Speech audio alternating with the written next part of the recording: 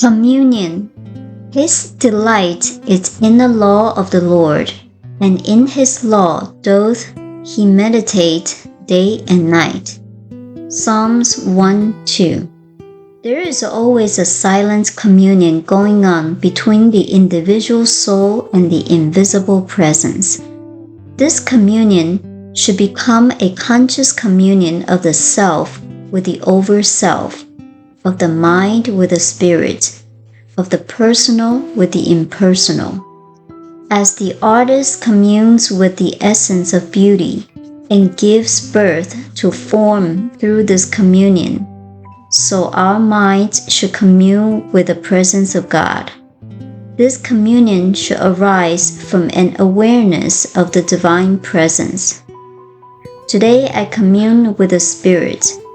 In nature, I see the Spirit manifest, and in everyone I meet, I shall commune with the living Christ.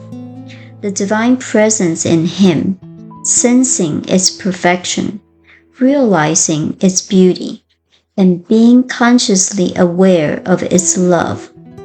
Today I hold silent communion with that invisible presence that peoples the world with the manifestation of its life, its light, and its love.